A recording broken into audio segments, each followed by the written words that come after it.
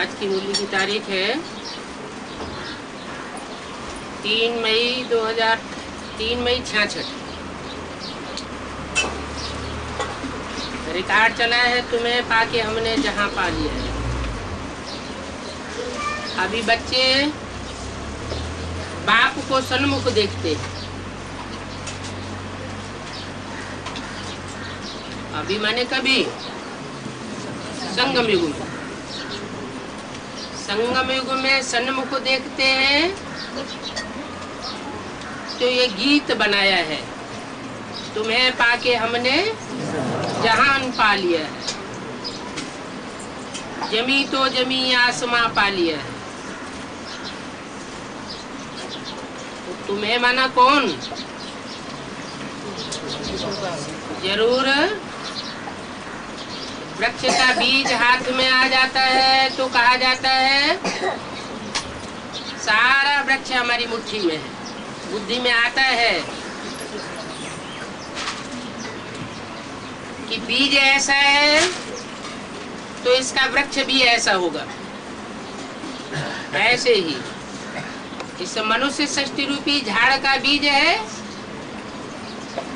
स्वयं परम पिता परमात्मा से वह साकार स्वरूप में जब इस सृष्टि पर आता है तो जिस तन में आता है पहली बार और अंतिम बार और मुकर्रर रथ के रूप में आता है,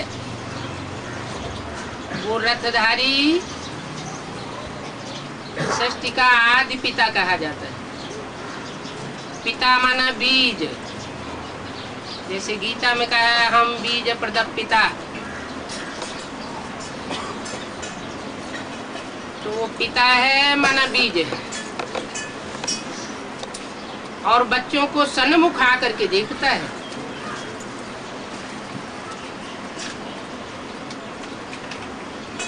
और बच्चे समझते हैं कि बाप आया हुआ है, उससे हम वर्षा ले रहे हैं। कौन सा वर्षा ले रहे हैं?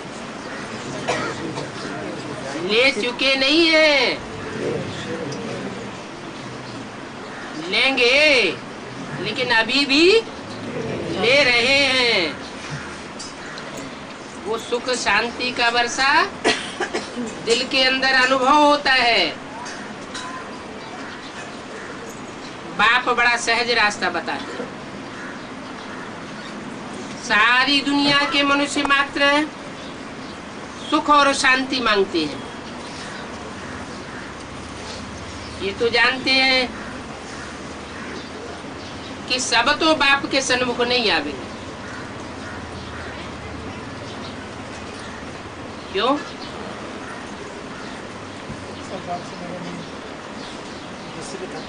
500-700 करोड़ मनुष्य आत्माएं हैं। सब बाप के सन्मुख क्यों नहीं आवेंगे? क्योंकि सब वर्षा नहीं पा सकते। सुख शांति का वर्षा पाने वाले जो 21 जन्मों का बाप का वर्षा है, वो सिर्फ 9 लाख सितारे हैं जो पूरे 84 जन्म का सुख शांति का वर्षा पाते हैं। तो सब नहीं आवेंगे बाप के सन्मुख। हाँ, बाप से मिलने की अनुभूति करेंगे। अखबार के द्वारा कर सकते हैं, टीवी के द्वारा कर सकते हैं, रेडियो के द्वारा कर सकते हैं। अनुभूति जरूर करेंगे। इसलिए बोला है बाप है तो बाप जरूर मिलना चाहिए। सारी दुनिया की जो भी मनुष्य आत्माएं हैं सबसे आकर के मिलते हैं। वो अनुभूति की बात है, सन्मुख आने की बात नहीं है। नई दुनिया और पुरानी दुनिया को समझना ये बड़ा ही सहज है। पुरानी दुनिया माना तामसी तमो प्रधान दुख की दुनिया, और नई दुनिया माना सुख की दुनिया। नई दुनिया को सतयुग पुरानी दुनिया को कलयुग कहा जाता है। ये तो कोई भी मनुष्य जान सकते हैं। नई दुनिया में सबसे अच्छे से अच्छी वस्तु कौन सी है? नई दुनिया में सबसे अच्छी से अच्छी वस्तु कौन सी है? और पुरानी दुनिया में सबसे पुरानी से पुरानी वस्तु कौन सी है? बाबा बच्चों से प्रश्न पूछ रहे हैं, एक ही अक्षर में रिस्पॉन्ड देना चाहिए। कोई ने कहा नई दुनिया में सुख शांति, पुरानी दुनिया में दुख अशांति। नई दुनिया में नई से नई वस्तु है श्री कृष्ण, और पुरानी दुनिया में पुराने से पुरानी आत्मा है ब्रह्म। ये राज बच्ची ने ठीक समझाया, ठीक सुनाया। तुम्हारे सामने चित्र खड़े हैं। नए से नया है विष्णु, क्योंकि लक्ष्मी नारायण कहे तो वो भी सतयुग में होंगे, और विष्णु उससे भी पहले होगा। विष्णु कौन से काल में होता है? संगम युग में।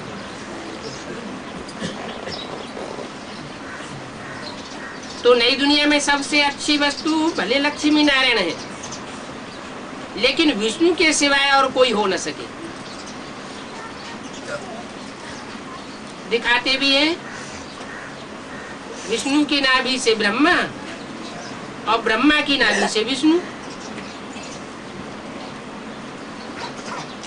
कहाँ की यादगार दिखाते हैं? संगम युग की यादगार दिखाते हैं। ये तो कहना सहज, लेकिन कैसे?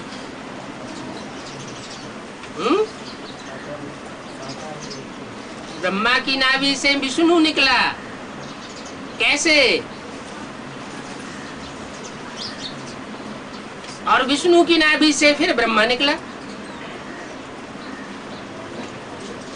यज्ञ की हिस्ट्री से टैली करना पड़े।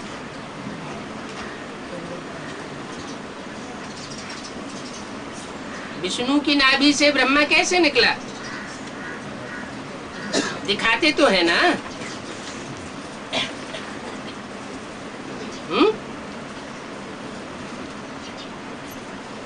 अरे यज्ञ के आदि में कोई युगल जोड़ा था, तो संस्कार मिलकर के अगर एक है तो विष्णु, क्योंकि बाप अकेला नहीं आता है। ब्रह्मा विष्णु शंकर तीन मूर्तियों के साथ आता है।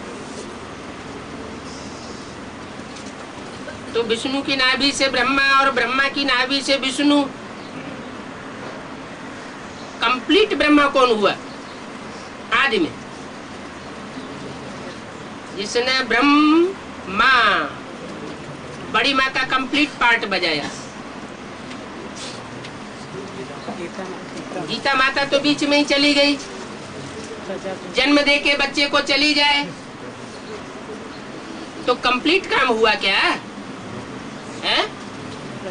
जन्म देने वाले का ज्यादा महत्व होता है या पालना करने वाले का ज्यादा महत्व होता है? कृष्ण को जन्म देने वाली भी माता दिखाते हैं और पालना करने वाली भी माता दिखाते हैं। ज्यादा गायन किसका है? पालना करने वाले का गायन। तो बताया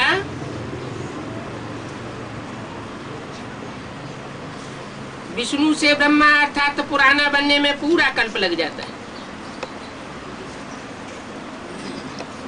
शिव बाबा को तो पुराना वाला नया नहीं कह सकते। नए से नया है विष्णु और पुराने से पुराना है ब्रह्मा। उनके साथ तुम बच्चे भी हो।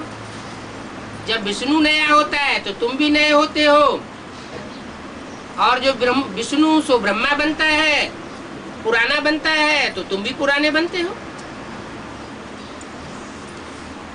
दूसरे शब्दों में कहते हैं ब्रह्मा की रात तो ब्राह्मणों की रात, ब्रह्मा का दिन तो तुम ब्राह्मणों का दिन,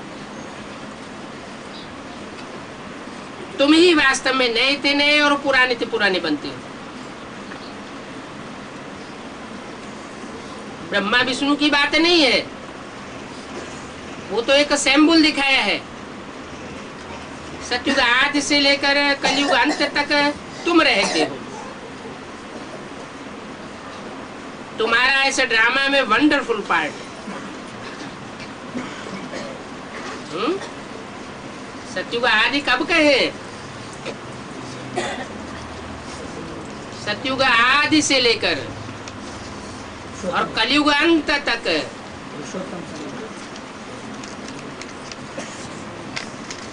वंडरफुल पार्ट तुम्हारा है। माना 9 लाख सितारों का वंडरफुल पार्ट है, ऐसे कहें। शास्त्रों में तो ये कुछ भी बातें नहीं है, वो सब है भक्ति मार्ग के शास्त्र, जिन शास्त्रों से दुर्गति को पाते आए हो। बड़ा बाप कहते हैं हमने तुमको विश्व का मालिक बनाया। बड़ा बाप कौन है? छोटा बाप कौन है? राम बाप बड़ा बाप और ब्रह्मा बाप छोटा बाप। एक मुरली में बोला, कोई अब ब्रह्मा के मुरीद, कोई मम्मा के मुरीद। शिव बाबा को कोई पूछता ही नहीं।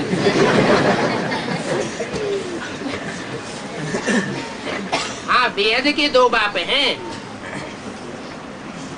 एक शिव बाप आत्माओं का बाप और एक मनुष्यों का बाप प्रजापिता। लेकिन दोनों वेद के बापों में बड़ा बाप कौन है? शिव बाप। तो बड़ा बाप कहते हैं हमने तुमको विश्व का मालिक बनाया। तुमको माने किसको? बड़े बाप ने छोटे बाप को विश्व का मालिक बनाया। तुमने फिर सब बेस्ट कर दिया, दिवाला मार दिया। कहते हैं बाबा रावण ने हमारी आसुरी बुद्धि बना दी है। कैसी बुद्धि बना दी? आसुरी बुद्धि बना दी। आसुरी बुद्धि कहो, पत्थर बुद्धि कहो। इसलिए एक मुरली में बोला है, शंकर का चित्र भक्ति मार्ग में ऐसे बनाया है जैसे रावण।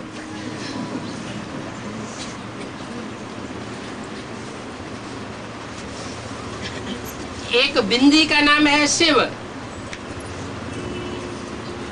और बिंदी जिसमें प्रवेश करके पार्ट बजाती है, वो पार्टधारी पार्ट बजाता है लिंग का। लिंग है बड़े रूप की यादगार, जिसको नाक आंख कान नहीं दिखाई जाते, और बिंदु है छोटा रूप। सोमनाथ मंदिर में इसका स्पष्ट रूप दिखाया गया था, चित्रित किया गया था। लाल पत्थर का लिंग दिखाया गया और उसमें हीरा जड़ा हुआ शिवलिंग के रूप में दिखाया गया।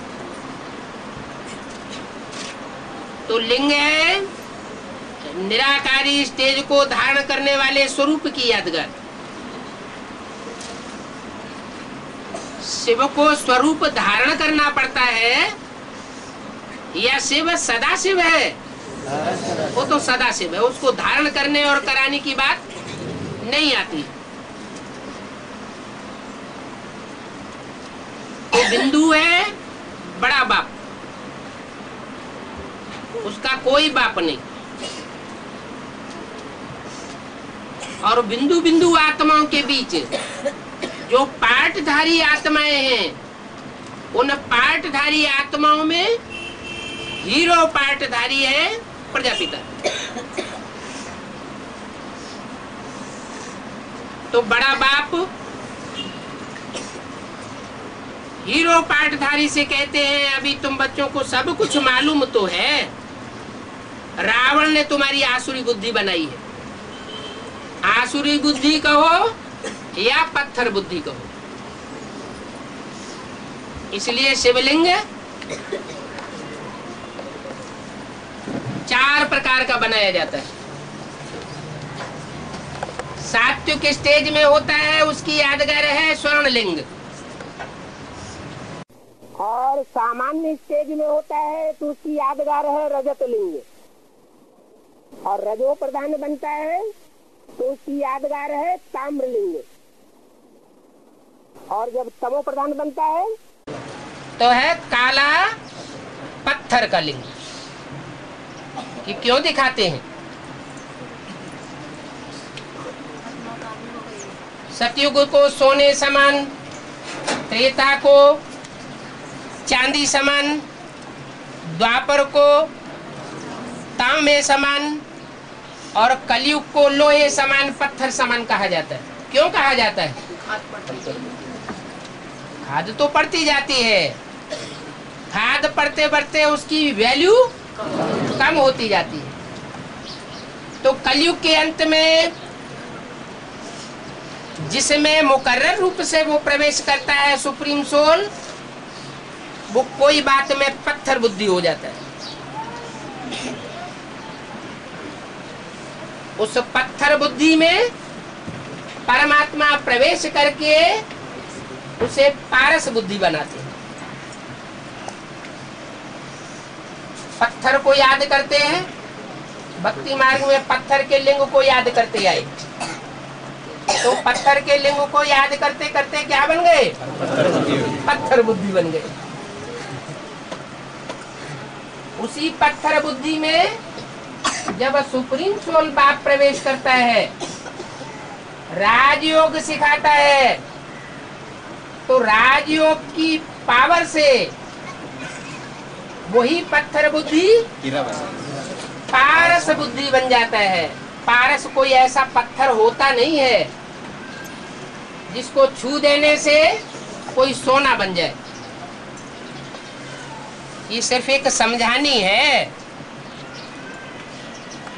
कि वो स्वरूप साकार रूप में ऐसा बन जाता है, ऐसा प्रभावशाली बन जाता है कि जो आत्माएं उसके संसर्ग संपर्क में आएंगी, संबंध में आएंगी, उनमें परिवर्तन आता जाएगा।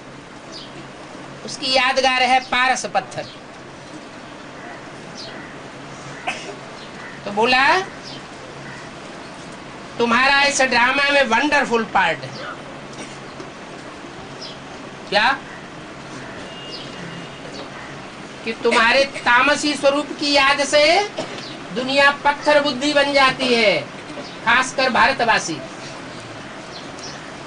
और तुम्हारे सात्विक रूप की यादगार से उसे याद करने से दुनिया पारस बन जाती।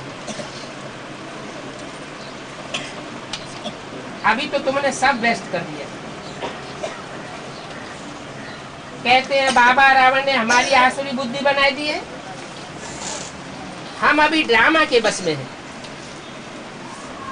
सारी वर्ल्ड की हिस्ट्री ज्योग्राफी को तुम बच्चे जान गए हो। माया रावण की मत पर तुम्हारी कितनी तुच्छ बुद्धि हो गई। स्वच्छ बुद्धि कहेंगे लक्ष्मी नारायण, विष्णु कहने से भी मनुष्य मुझ पड़ेंगे, क्योंकि 4 भुजाओं का कोई मनुष्य तो होता नहीं। अगर कभी हुआ होता तो उसकी वंशावली में भी कोई आज हुआ होता। विष्णु के अर्थ का किसी को पता नहीं है। नर नारायण के मंदिर में आगे नारायण और पीछे लक्ष्मी को दिखाते हैं। जहां जहां बिरला मंदिर बने हुए हैं, लक्ष्मी नारायण की मूर्ति रखी हुई है, तो बाजू में विष्णु की मूर्ति भी रखी होती है। उस मंदिर को कहते हैं नर नारायण का मंदिर। नर से नारायण और नारी से लक्ष्मी, ये कौन से युग में बनते हैं? संगम युग में बनते हैं, सत्युग में नहीं कहेंगे। तो नर नारायण के मंदिर में आगे नारायण दिखाते हैं और पीछे लक्ष्मी को दिखाते हैं। इसका क्या मतलब हुआ? उसे आगे क्यों दिखाते हैं, पीछे लक्ष्मी को क्यों दिखाते हैं? हाँ, जो आगे पुरुषार्थ पूरा करता है, पहले पुरुषार्थ पूरा करता है, उसको आगे दिखाई दिया और लक्ष्मी को पीछे दिखाई दिया। फिर महालक्ष्मी की भी पूजा होती है। महालक्ष्मी में स्त्री रूप आगे दिखाई देते हैं और पुरुष रूप पीछे कर देते हैं। ये सब बातें बाप ही समझाते हैं कि स्त्री रूप आगे क्यों कर दिया है? हाँ, कन्याओं माताओं में प्योरिटी की पावर होती है। रुद्रमाला और रुद्रमाला के मुख्य मण के चाहे जितना भी पुरुषार्थ कर ले, चाहे नारायण ही क्यों न हो, लेकिन जब तक विजय माला का मुख्य मण का सहयोगी नहीं बनता, तब तक उन्हें सफलता प्राप्त नहीं होती। इसलिए शक्तियों को आगे दिखाया गया। तो शक्तियां जब आगे होती हैं तो महालक्ष्मी का रूप दिखाया जाता है। तो मुझे कहते हो परमात्मा, पतितों को पावन बनाने वाला तो चाहिए ना। कौन हुआ? परम पिता या परमात्मा? पतितों को पावन बनाने के लिए जो स्वरूप है वो स्वयं भी पावन होना चाहिए। जब तक स्वयं पावन नहीं बना है, पतितों को पावन नहीं बना सकता, क्योंकि संग का रंग साकार में लगता है, आत्मा के लिए नहीं कह सकते। बाप कहते हैं मैं कल्प कल्प कल्प के संगम युगे आता हूं। एक 3 बार कल्प बोलने की क्या दरकार पड़ गई है? हाँ, जो शूटिंग पीरियड है संगम युग में, जिसे कहते हैं पुरुषोत्तम संगम युग, उस पुरुषोत्तम संगम युग में 3 विशेष आत्माएं प्रत्यक्ष होती है। ब्रह्मा, विष्णु और शंकर। तो 3 बार जो कल्प बोला है वो हर युग की शूटिंग के अंत की बात है। सत्युग की शूटिंग 4 अवस्थाओं से पसार होती है। तो परमात्मा शिव शंकर भोलेनाथ के रूप में प्रत्यक्ष होता है ब्राह्मणों की दुनिया के बीच, बाहर की दुनिया की बात नहीं। और जब त्रेता युग की शूटिंग पूरी होती है तो राम वाली आत्मा प्रत्यक्ष होती है। द्वापर युग की शूटिंग पूरी होती है तो 15 अगस्त जन्माष्टमी के दिन जेल से कौन प्रत्यक्ष होता है? कृष्ण की आत्मा प्रत्यक्षता रूपी जन्म लेती है और अंत में पूरी प्रत्यक्षता हो जाती है। जब 4 युगों की शूटिंग होती है फिर तो खेल ही खलास। तो कहते हैं कि मैं कल्प कल्प कल्प के संगम युगे आता हूं। 3 कल्प की शूटिंग होने के बाद जब अगला संगम युग आता है तो मैं संपूर्ण रूप से प्रत्यक्ष हो जाता हूं, आकर पतित से पावन बनाता हूं। अभी बाप द्वारा तुम बच्चे कितने समझू सयाने बन गए? किसके द्वारा? ये क्यों नहीं कहा अम्मा के द्वारा? द्वारा माना मीडिया। माँ भी मीडिया बनती है। ब्रह्मा, ब्रह्मा माने बड़ी माँ, इस बात का मीडिया बनती है। ब्राह्मण जन्म देने के लिए ब्रह्मा मीडिया बनता है। फिर जो ब्राह्मण बनते हैं उन ब्राह्मणों को देवता बनाने के लिए बाप मीडिया बनता है, स्वयं मीडिया बनता है। तो अभी बाप द्वारा तुम बच्चे कितने समझू बन चुके हो। पढ़ाई ही मनुष्य को चढ़ाती है। एजुकेशन सोर्स ऑफ इनकम है। शास्त्रों का भी एक एजुकेशन है। उन शास्त्रों की पढ़ाई से वो कमाई करते हैं। क्या कमाते हैं? धन संपत्ति कमाते हैं। बड़ा बड़ा मजमा पब्लिक का, जनरल पब्लिक का इकट्ठा कर लेते हैं और उनके सामने बैठ करके शास्त्रों की बातें सुनाते हैं और शास्त्रों की बातें सुनाई करके कमाई करते हैं। कितने बड़े बड़े महल बने हैं गुरुओं के। शूटिंग कहाँ होती है?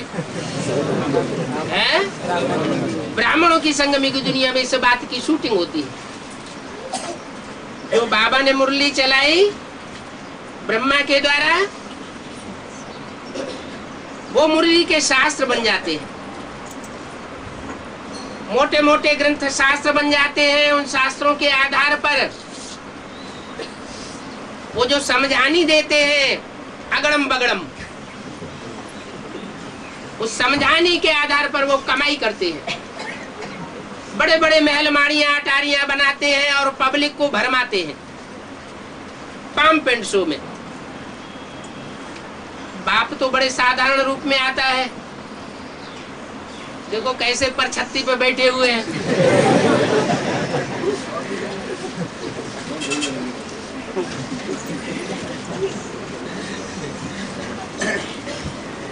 फॉलोअर्स पैसे देते रहते हैं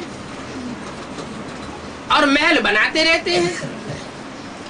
बाप कहते हैं क्या ये महल बनाने के लिए मेहनत कर रहे हैं?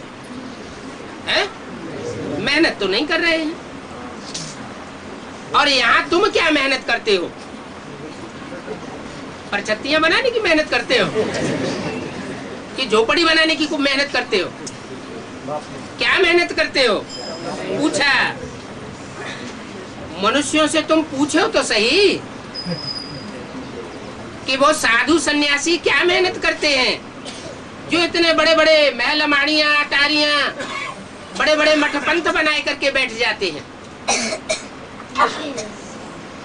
क्या नाम दिए बड़े बड़े महलों के? ऋषिकेश में दुनिया वाले जो गुरु हैं उन्होंने क्या नाम दिया? स्वर्ग आश्रम। और ब्राह्मणों की संगमी की दुनिया में जो शूटिंग करने वाले सन्यासी हैं वो क्या नाम देते हैं? सुखधाम, शांति धाम, ज्ञान सरोवर। बाप कहते हैं मैं ईंटों का सुखधाम, ईंटों का शांति धाम और पत्थरों ईंटों का ज्ञान सरोवर बनाने के लिए नहीं आता हूँ। मैं तो बेहद में स्थापना करता हूँ।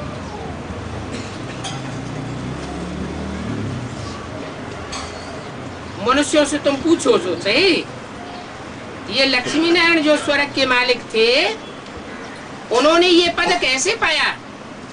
क्या महलमाड़ियां अटारियां बना करके पाया? लक्ष्मी नारायण का मंदिर बनाने वालों को पकड़ो। पकड़ना चाहिए बड़ों को। तुम तो सबसे बड़े थे, वही अब छोटे बन गए हो, अब फिर तुमको बड़ा बनाते हैं। तो उनसे पूछना चाहिए, बताओ लक्ष्मी नारायण विश्व के मालिक थे? अगर थे तो कैसे बने? अभी तो कलयुग का अंत है, अभी तो कुछ भी नहीं है। तुम समझते हो सोना आदि इकट्ठा होगा,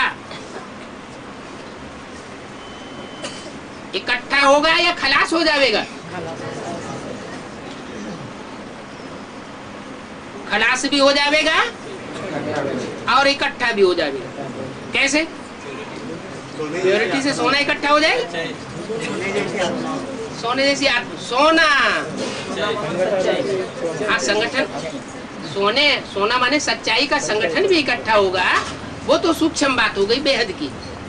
लेकिन हद में महलमाड़ियाँ अटारियाँ कहते हैं बनेंगे, वो महलमाड़ियाँ अटारियाँ बनना वो तो एक समझाने की बात है। लेकिन वहाँ रतन होंगे ऑटोमेटिक, प्राकृतिक रूप से वो रतन चमक मारते रहेंगे। गुफाओं में जो बड़े बड़े कमरे बन जाते हैं हाल, वो प्रकृति बनाती है या अपने आप बनते हैं? प्राकृतिक रूप से भी बन जाते हैं। तो बोला तुम समझते हो सोना आदि इकट्ठा होगा वह खलास हो जाएगा, इन्हों को तो कर्जा देना ही है सोने का। किन्हों को है? इन्हों को कर्जा। इन्हों जब बाबा कहते तो किसी तरफ इशारा करते थे? लक्ष्मी नारायण की तरफ इशारा करते थे। इन्हों को तो कर्जा देना ही है सोने का। इतना तो दे न सके, कोई बहुत कर्जा उठाते हैं और दे नहीं सकते हैं तो उनको थमाते हैं। अभी तो गवर्नमेंट का भी यही हाल चल रहा है।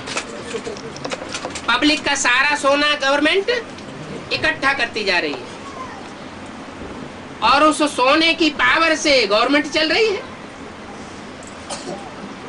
सतयुग में भी ऐसे होता है। सतयुग में कोई नारायण तो बहुत धनवान होते हैं और जो अंतिम नारायण होता है उसका दिवाला निकल जाता है।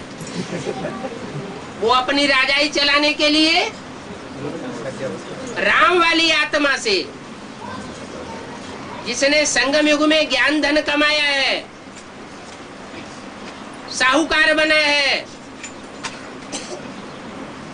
उससे कर्जा लेते हैं और कर्जा लेकर के राजाई चलती है।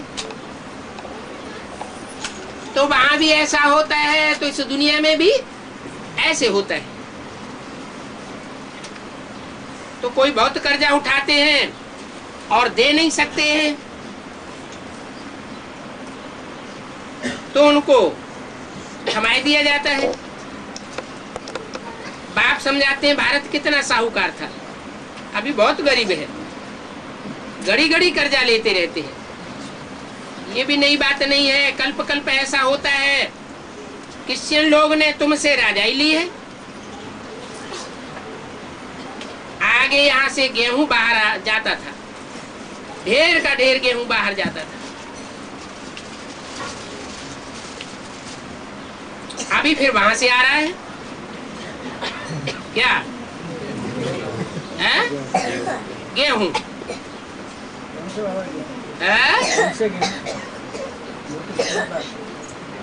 गेहूं कहो कौड़ी कहो, सेब के आधार पर बताया गया बेहद की बात में। उन्हों का यहाँ जैसे दुकान बन गया, किन्हों का है? विदेशियों का। पहले भी दुकान उन्होंने बहुत बड़ा बनाया था, बड़ा भारी दुकान बनाया, बड़ा दुकान था, बहुत कमाई होती थी। वो लोग देखो कितने साहूकार हो गए। पहले तो भारत है, भारत का ही कनेक्शन है क्रिश्चियंस के साथ, क्योंकि क्रिश्चियन और कृष्ण की राशि एक ही है। सन 47 में भारतवासियों ने किससे राजाई ली? अंग्रेजों से, क्रिश्चियन से राजाई ली। ये तो दुनिया की बात हो गई। अब शूटिंग पीरियड में क्या होता है? शूटिंग पीरियड में जो ब्राह्मणों की दुनिया के क्रिश्चियंस हैं, जिनके हाथ में सारी राजाई चली जाती है, उनसे कृष्ण की आत्मा अब राजाई ले लेगी। क्या बोला? अव्यक्त वाणी में कोई इशारा दिया नहीं दिया है? कलकत्ता के बारे में नहीं, मधुबन वालों को मधुबन छोड़ना पड़ेगा, ज्ञान सरोवर वालों को ज्ञान सरोवर छोड़ना पड़ेगा, और गीता पाठशाला वालों को गीता पाठशालाएं छोड़नी पड़ेंगी। स्थितियां परिस्थितियां अलग अलग होंगी। तो राजाई ट्रांसफर होगी। कृष्ण की राशि क्रिश्चियंस की राशि मिलाते हैं तो लेन देन का हिसाब किताब है। बहुतों ने तुमसे राजाई ली है, अभी फिर तुमको लेना है। हिसाब किताब चुकतू हो जाएगा। कितने शास्त्र मंदिर आदि बनाए हैं, मंदिर बनाते हैं, दान पुण्य आदि करते हैं, और ऐसा करते करते पैसा बिल्कुल खलास कर दिया। इन मंदिरों आदि के बनाने से कुछ होता है क्या? गुरु लोग कितने पैसे लूटते रहते हैं।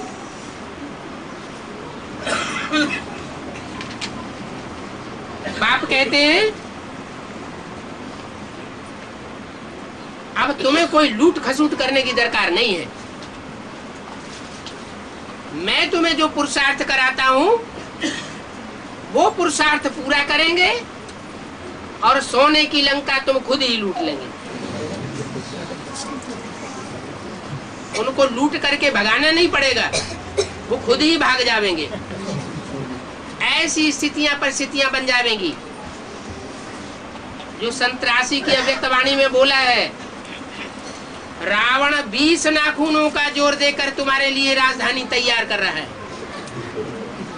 क्या 82-83 की अव्यक्तवाणी है, उसमें बता दिया कि तुम्हारे लिए राजधानी तैयार हो रही है। तो जो राजधानी तैयार हो रही है उसके लिए तुम्हें कुछ प्रयास नहीं करना है। क्या करना है?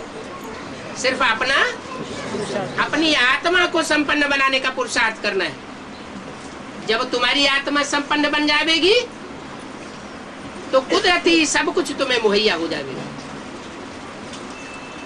सत्युग में देवताएं कुछ कर्म करते हैं क्या? कोई नौकरी करते हैं कि धंधा करते हैं कि कारखाने चलाते हैं? क्या करते हैं?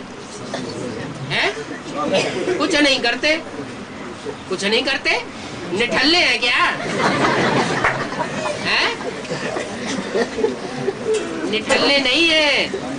उन्होंने सबसे बड़ा पुरुषार्थ किया है संगम युग में। उन्होंने सबसे ऊंची पढ़ाई पढ़ी है संगम युग में, जो बाप पढ़ाई पढ़ाते हैं। एक बार एक जन्म में ये पढ़ाई पढ़ाते हैं, और 21 जन्मों के लिए हम ऐसी प्राप्ति करते हैं जिसमें हमें कुछ भी करने की दरकार नहीं। जैसे वो 60 साल नौकरी करते हैं, 30 साल, और फिर क्या होता है? टेंशन शुदा हो जाते हैं, फिर कुछ भी करने की दरकार नहीं रहती। तो ऐसे हमारी ये पढ़ाई की पढ़ाई भी है और सर्विस की सर्विस भी है। अब जो सर्विस अच्छी रीति करेंगे वो ऊंच पद पावेंगे, और जितनी सर्विस करेंगे उतना ऊंच पद पावेंगे। बाप कहते हैं यहाँ तो एक एक पाई पैसे का हिसाब किताब है। क्या कोई समझे कि हम तो सरेंडर हो गए, बाप के बन गए, तो हमको तो बाप का वर्षा मिल ही जाएगा, राजाई हमें मिल ही जाएगी। बाप कहते हैं मैं तो बहुत रमजवाज हूँ। कैसे? बेसिक नॉलेज की पढ़ाई जब पढ़ाई तब भी इशारा दे दिया, अंदर वाले रह जावेंगे, बाहर वाले ले जावेंगे। और अब जो एडवांस पार्टी की पढ़ाई पर चल रही है उसमें भी ये बात लागू होती है। क्या है? अंदर वाले रह जावेंगे और बाहर वाले ले जावेंगे। क्या मतलब हुआ?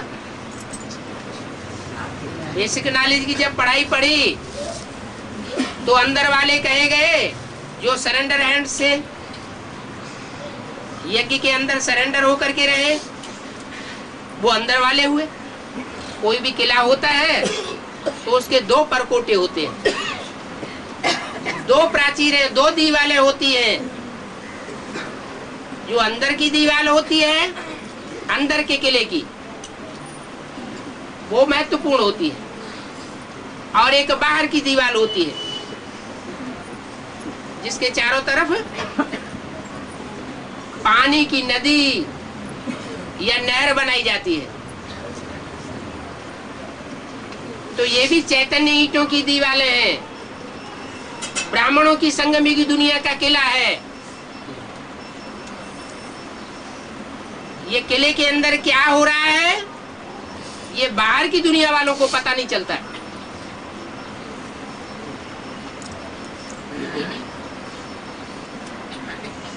अंदर वाले रह जाएंगे बेसिक नॉलेज में। माना जो घर गृहस्थी में चलने वाले पुरुषार्थी थे, उन्होंने एडवांस नॉलेज प्राप्त कर ली।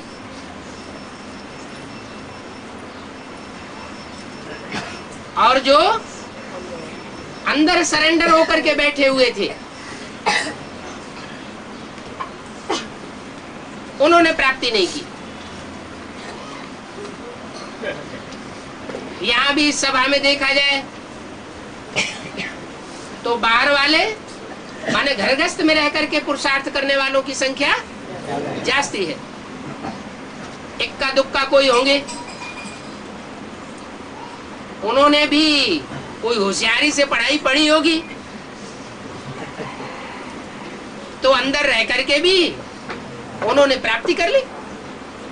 लेकिन वो इक्का दुक्का, ज्यादा नहीं। अभी फिर से वही बात ब्राह्मणों की संगमी दुनिया में फिर लागू होने वाली। क्या अंदर वाले रह जाएंगे? इसका मतलब ये नहीं है कि जितने भी सरेंडर हुए हैं वो सब रह जाएंगे। तो उल्टे संकल्प चलाना शुरू कर दो।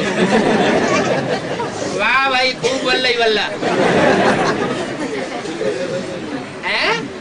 हाँ, मोस्टली उनमें से ऐसे निकलेंगे, सरेंडर होने वालों में से, कि वो अपनी कोई जिम्मेवारी नहीं समझते, कोई जिम्मेवारी उठाते नहीं। समझते हैं कि जैसे बड़े करेंगे वैसा ही होगा। हम क्यों अपना माथा खपाएं, हम क्यों अपना शरीर बर्बाद करें, अपनी मस्ती में लगे रहते। तो बाबा कहते हैं ऐसे जो व्यर्थ संकल्प चलाने वाली बातें करेंगे वो रह जाएंगे। और यज्ञ की हर जिम्मेवारी को अगर उठाएंगे, ईश्वरीय सेवा प्यार से करेंगे, तो उनका पद मुकर्रर है।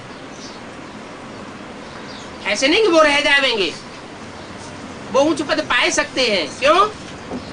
क्योंकि फिर भी मुरली में ये इशारा आता है कि जो फुल सरेंडर होकर के रहते हैं अंत तक, वही राजघराने में आवेंगे। ये बात दूसरी है। कोई घर गृहस्थ में रहते हुए भी, गीता पाठशाला चलाते हुए भी यज्ञ की पूरी जिम्मेवारी उठाते हैं, जितना उनको श्रीमती मिलती है उतना कार्य करते हैं, हीला हवाला नहीं करते। क्योंकि सबसे बड़ा सरेंडर होना है बुद्धि का सरेंडर होना। तन सरेंडर कर दिया, ये कोई बड़ी बात नहीं। जो पुरानी दुनिया के साधु सन्यासी हैं, वो भी जन्म जन्मांतर तन सरेंडर करते आए। ब्राह्मणों की दुनिया के साधु सन्यासी हैं, उन्होंने भी अपना तन सरेंडर कर दिया। बड़ी बात है अगर सच्चाई से करें तो। और धन सरेंडर कर दिया, ये तो कोई बड़ी बात नहीं। क्योंकि तन का नाम पहले, धन का नाम बाद में। तन मन धन कहा जाता है, लेकिन इन तीनों से बड़ा समर्पण है बुद्धि का समर्पण करना। अगर बुद्धि समर्पित नहीं हुई है, तन मन से, वो तन और धन से सरेंडर हो गए हैं, तो मन बुद्धि चलाते रहेंगे। जैसे कौरवों ने मन बुद्धि चलाई ली, दिखाने के लिए उन्होंने तन धन धाम स्वर्ग परिवार सारे की बाजी लगाई दी। पांडवों ने भी बाजी लगाई, तन धन धाम स्वर्ग परिवार की बाजी लगाई, दोनों ने बाजी लगाई। फिर कौरवों ने क्या चालाकी की है? अपना तन भी अपने कंट्रोल में रखा, और पांडवों का जो तन था, बाल बच्चे थे, वो भी अपने कंट्रोल में रख लिए। तो तन भी कंट्रोल में रखा और धन भी सारा कंट्रोल में ले लिया। तो ये चालाकी हुई ना। और पांडवों ने ऐसे सच्चाई से समर्पण किया कि तन भी उनके पास न रहा, उसकी परवाह नहीं की, और धन की भी परवाह नहीं की। सन 76 में जब विनाश की घोषणा की गई थी, तो बहुत से ऐसे गृहस्थी थे जिन्होंने विनाश की बात को सुनकर के सच्चाई से अपना तन धन धाम स्वर्ग परिवार की पूरी बाजी लगाई दी थी। वो परिवार अभी भी देखे जा सकते हैं, उनके पास कुछ भी नहीं बचा। तो ये बाजी तो लगाई कौरवों ने, लेकिन अकल नहीं अर्पण की, बुद्धि चलाते रहे उल्टी उल्टी। तो फिर वो कौरवों की लिस्ट में आ जाते हैं। कौरव, कौ माना कौआ और रव माना शोरगुल। कौओं की तरह शोरगुल बहुत करते हैं, एडवर्टाइजमेंट बहुत करते हैं। जैसे दुनिया में एडवर्टाइजमेंट करने वाले होते हैं ना, ढोल मजीरा बजाते हैं, बड़े बड़े स्पीकर लगाते हैं और एडवर्टाइजमेंट करते रहते हैं। तो ऐसे ही एडवर्टाइजमेंट बहुत करते हैं कि हमने ये किया, हमने ये किया, ऐसा किया, वैसा किया, लेकिन वास्तव में करते कुछ भी नहीं। जैसे कौओं की काऊ काऊ। जैसे आज की गवर्नमेंट का नाम क्या पड़ा है? कांग्रेस। काऊ काऊ रेस, काऊ काऊ करने की रेस है उनकी। एक नेता आएगा भाषण करेगा, दूसरा नेता आएगा भाषण करेगा। एक तरफ भाषण करते रहेंगे और दूसरी तरफ 5 स्टार होटलों में गंद करते रहेंगे। तो कौओं की जो रेस है उसका नाम रख दिया है कांग्रेस गवर्नमेंट। कांग्रेस गवर्नमेंट और पांडव गवर्नमेंट, दो अर्थ है। जो पंडे के पुत्र हैं वो पांडव हैं, और जो कहते हैं हमने किया, हमने किया, हमने किया, कुरु कुरु कुरु कुरु, तुम भी करो, तुम भी करो जैसा हमने किया, तन मन धन लगाओ, हम अपना महलवाड़ियां अटारियां बनाए। तो वो जो कौरव गवर्नमेंट है और पांडव गवर्नमेंट है, उनमें रात दिन का फर्क है। पांडव है पंडा के बच्चे, पंडा बाप है। पंडयत का अर्थ होता है ले जाने वाला। कहाँ ले जाने वाला? मुक्ति धाम और जीवन मुक्ति धाम ले जाता है। शांति धाम और सुख धाम की यात्रा कराता है। तो ऐसी यात्रा कराने वाले के बच्चों का नाम पड़ता है पांडव। वो पांडव संख्या में बहुत थोड़े होते हैं। बाहर की दुनिया की बात नहीं है, हम ब्राह्मणों के अंदर की ही दुनिया की बात है। कोई प्रैक्टिकल में पंडा बाप के बच्चे पांडव बने हुए हैं, और कुछ है जो कुरु के बच्चे कौरव बने हुए हैं। तीसरी पार्टी कौन सी होती है? यादव पार्टी। यादव वो है न कौरवों की लिस्ट में है, न पांडवों की लिस्ट में है। न परमात्मा को जानते हैं, न मानते हैं, न उसकी मत पर चलते हैं। कम से कम कौरव मानते तो हैं परमात्मा को, जानते हैं, मानते नहीं हैं। और पांडव जानते भी हैं, मानते भी हैं, और जो जितनी शक्ति है आत्मा में, उस आत्मा की शक्ति अनुसार नंबरवार पुरुषार्थ अनुसार चलते भी हैं। तो जो यादव वर्ग है उनको मुरली में बताया है इस्लामी, बौद्धी और क्रिश्चियन, ये सब हैं यादव संप्रदाय। माने जितने भी विदेशी हैं वो सब क्या हो गए? यादव संप्रदाय हो गए। उन यादवों के लिए दिखाते हैं कि उनके पास अकूत धन संपत्ति होती थी, बहुत शराब पीते थे, बड़े बड़े धनाढ्य थे, बड़े बड़े महलमारियों अटारियों वाले थे। उनसे बड़ी बड़ी महलमारियां अटारियां बनाना भारतवासियों ने सीख लिया।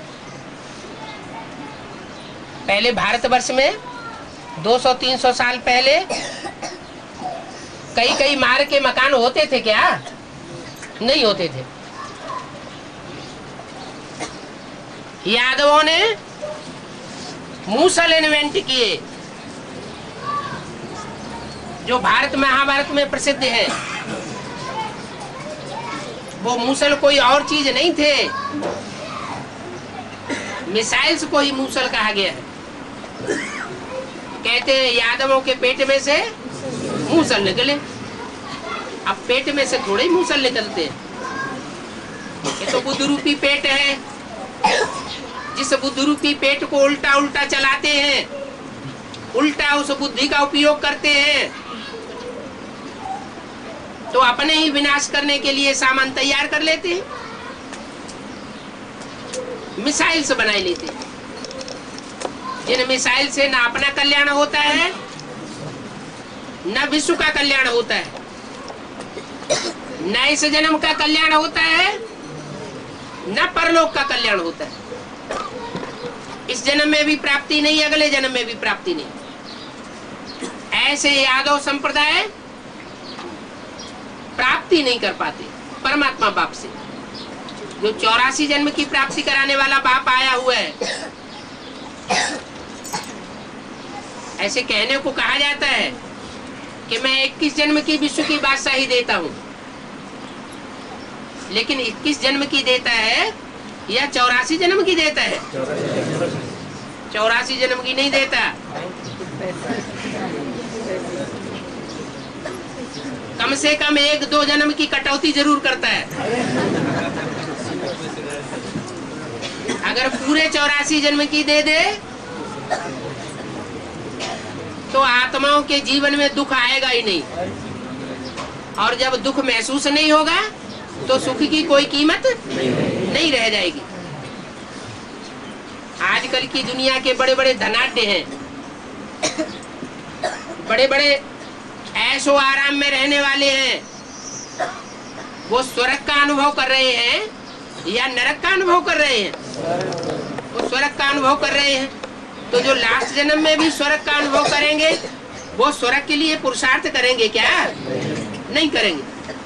इसलिए बाप कहते हैं कि मैं 82-83 जन्म ज्यादा से ज्यादा सुख देता हूँ।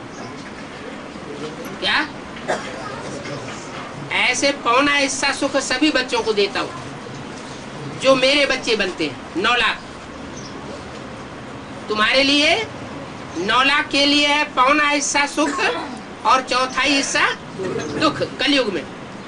और दूसरे धर्म वालों का आधा सुख है और आधा दुख है। लेकिन तुम पौना हिस्सा सुख पाने वाले बच्चों में भी कोई श्रुड बुद्धि बच्चे ऐसे भी हैं जो अपनी बुद्धि का गलत प्रयोग नहीं करते। क्या? विनाशकारी बुद्धि नहीं है, जैसे बाप चलाना चाहता है वैसे ही चलते, पूरे मन मना भव होकर रहते हैं।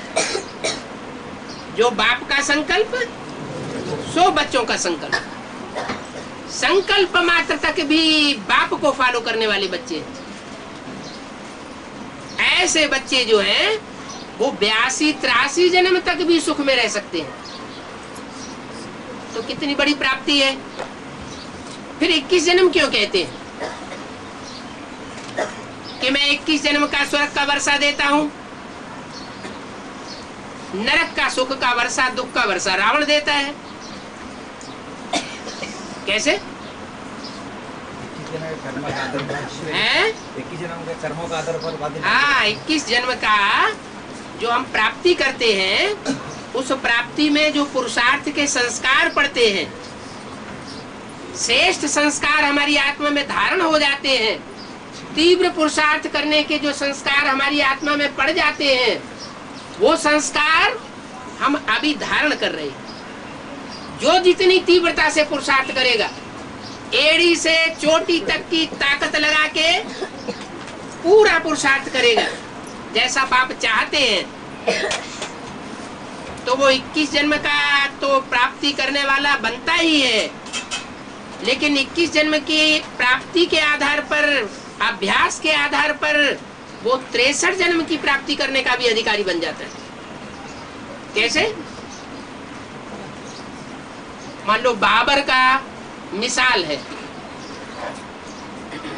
बाबर साधारण सिपाही था अपनी सेना का, और साधारण सिपाही से वो भारत का सम्राट बनकर के उसी जन्म में, एक ही जन्म में बन के बैठ गया।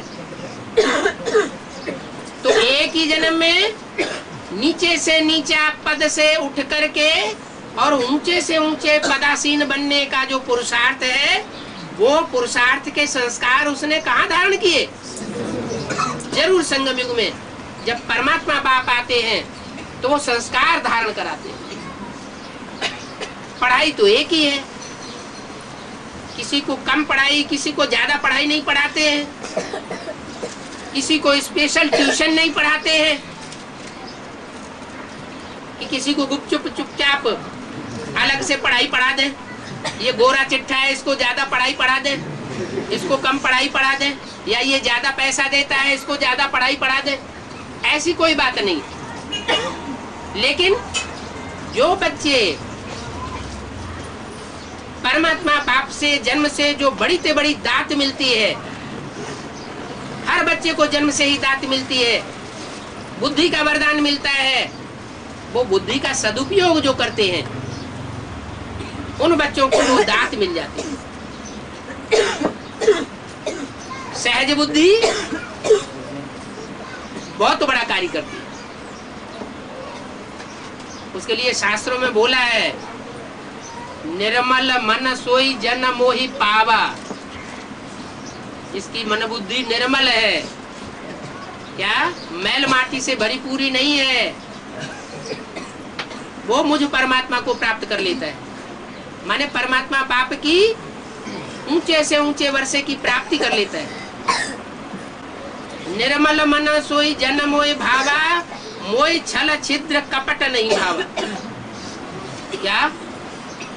छल छिद्र और कपट वाली बुद्धि जो है, वो भले कितना भी ज्ञान ले ले, कितना भी सरेंडर हो जाए, लेकिन सरेंडर होने के बाद जो बुद्धि का तिया पैचा चलाता है, उससे वो प्राप्ति नहीं कर पाता। अभी बाप कहते हैं कि सिंपल होकर के चलो, सहज होकर के चलो। बाप सीधा साधा है, भोला भाला है, तो बच्चे भी सीधे साधे भोले भाले होकर के चले। जैसे बाप चलाना चाहता है वैसे ही चले। तिकड़मी बुद्धि बनाने से प्राप्ति ज्यादा नहीं हो सकती। ओम शांति।